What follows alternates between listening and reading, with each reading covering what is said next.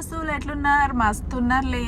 మన ఆడోళ్ళ ముచ్చట్లు ఎట్లుంటాయి ఎరకనా? మనం ఒక దావత్ కోతాము, అక్కడి నుంచి ఒక అక్క వస్తుంది అనుకో, అప్పుడే అక్క గురించి ఏం మాట్లాడతామంటే, మొన్న ఆ అక్క దావత్ చేసింది కదా, పక్కింట్లోకే వచ్చి బొట్టు పెట్టి చెప్పిపోయింది, కానీ నాకు కనీసం ఫోన్ చేసి కూడా చెప్పలేదు, నన్ను మర్చిపోయింది పెళ్ళికి అని అంటాం కదా. తీరా దగ్గరకు వచ్చినాక ఏమంటాం తెలుసా?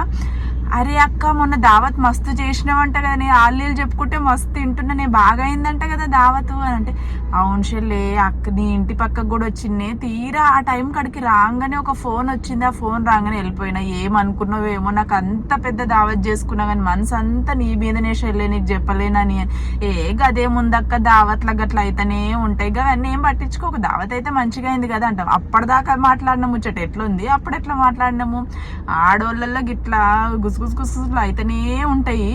మళ్ళీ ఇంకొక అక్క అక్కడ నుంచి వచ్చేటప్పుడు ఏమంటాం తెలుసా? మొన్న అక్క ఇంటికి పోయినాక షాయి పెట్టింది, అలా షాయి పొడి ఎక్కువ వేసి చక్కెర తక్కువ వేసింది, చిన్న షేది పాడు కాలేదు, నిజంగా ఎందుకు దాగినో ఆ షాయి, అబ్బా అనిపించింది అంటాము. దగ్గరికి రాగానే అనుకుంటాం బాగున్నావా అక్క అంటాము. ఆ మొత్తం మాట మార్చేస్తాం. గిట్లనే ఉంటాం. నలుగురు కలిసినప్పుడు నలుగురు ఎంత ముచ్చట్లు పెడతామో, ఎంత సరదాగా, అబ్బా ఎన్నో ఏండ్ల 100 ఏళ్ళ నాడు తర్వాత కలిసినట్టు ముచ్చట పెడతామో, వాళ్ళు పక్కకు మరలగానే వాళ్ళ గురించే టాపిక్ అయిపోతుంది. ఇట్లనే అవుతుంది ఆడోళ్ళ మధ్యలో ముచ్చట.